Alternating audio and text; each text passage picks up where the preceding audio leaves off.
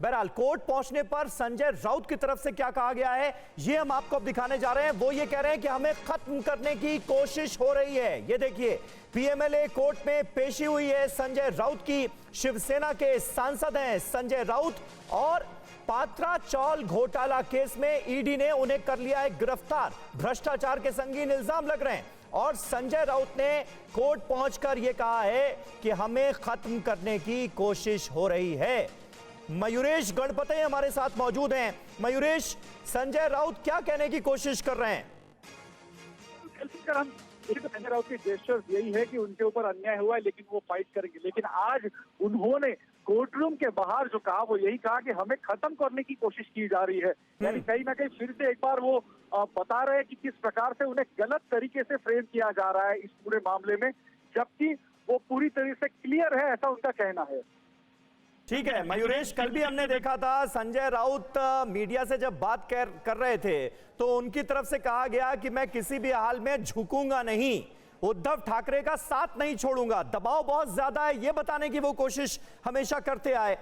इस घोटाले से जुड़ी जब जब पूछताछ हुई या ईडी के समन दिए गए और अब वो ये कहते हुए नजर आ रहे हैं पीएमएलए कोर्ट रूम से ठीक बाहर कि हमें खत्म करने की कोशिश हो रही है। यानी ये बताने की कोशिश की जा रही है कि ईडी का बेजा इस्तेमाल किया जा रहा है उनके खिलाफ।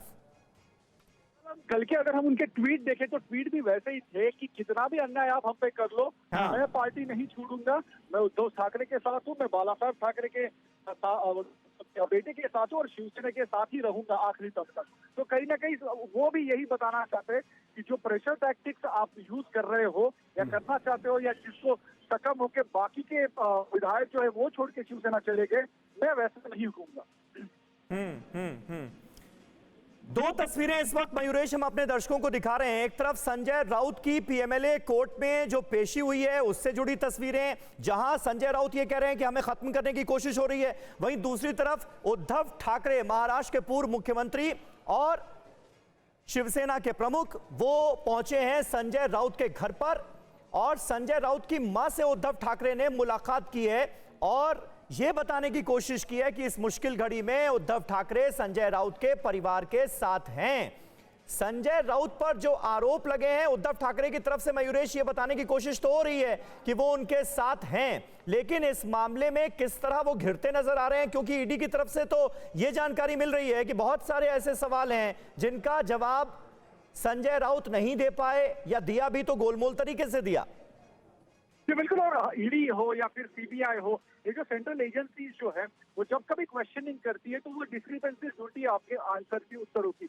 वो एक ही सवाल अलग अलग एंगल से पूछती है और जब डिस्क्रिपेंसी मिलती है तो उसे पकड़ के आगे जाती है। तो कल जो क्वेश्चनिंग हुई थी उसमें कहीं ना कहीं बड़े पैमाने पे कुछ डिस्क्रिपेंसी मिली होगी, पेपर्स उनको जो मिले हैं उसमें कुछ डिस्क्रिपेंसी रहेगी। इसी को लेके देर रात उन्हें अरेस्ट किया, उन्हें इमीडिएटली अरेस्ट नहीं किया, उनकी क्वेश्चनिंग पूरी होने दी और क्वेश्चनिंग में जब उन्हें लीड मिली कि हाँ संजय राउत की कहीं ना कहीं इन्वॉल्वमेंट हो सकती है, उसको देख के उन्होंने फिर अरेस्ट किया। तो ठीक है, फिलहाल अभी कह रहे हैं कि संजय राउत जो है वो निर्दोष है। लेकिन ठीक है, बहुत बहुत शुक्रिया आपका मयूरेश हमारे साथ जुड़ने के लिए। तो देखिए, इन दो बड़ी खबरों पर लगातार हमारी नजर बनी हुई है। एक तरफ संजय राउत को पेश किया गया है पीएमएलए कोर्ट में, इस खबर पर हमारी नजर बनी हुई है और दूसरी तरफ आप देखिए संसद में आज फाइनली महंगाई पर चर्चा हो रही है। कांग्रेस पार्टी की तरफ से मनीष तिवारी अपना पक्ष रख रहे हैं, सुनते हैं। पेट्रोल और डीजल पे आता हूं और मैं ये सब बात इसलिए कह रहा हूं कि वो जो आज हुआ है उसका कारण आज नहीं है,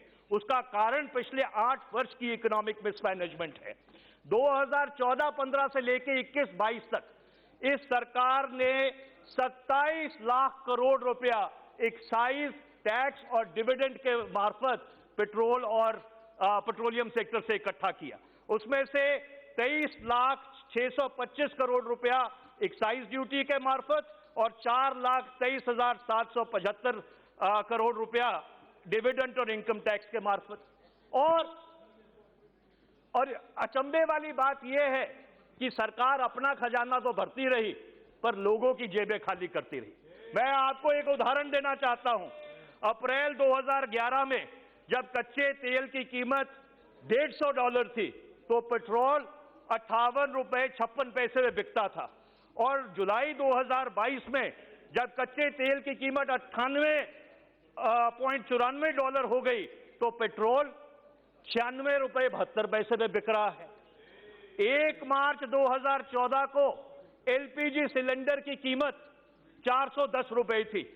1 अगस्त 2022 को वो जो कीमत है वो बढ़कर 1003 रुपए हो गई। अब अगर आप गरीब लोगों के ऊपर, भारत की जो माध्यमिक श्रेणी है उसके ऊपर इतना ज्यादा बोझ डालोगे तो सारा मुल्क त्राही त्राही करेगा महंगाई से। अब आप इन्फ्लेशन पे आ जाइए, महंगाई पे। पिछले 14 महीने से डबल डिजिट महंगाई दर है इस देश में, पिछले 30 साल में सबसे ज्यादा। अप्रैल 2022 में ये 15.8% था। तो सरकार के मिसमैनेजमेंट की वजह से महंगाई देश में लगातार बढ़ती जा रही है, ये कहते हुए मनीष तिवारी अपने वक्तव्य को सदन में आगे बढ़ा रहे हैं।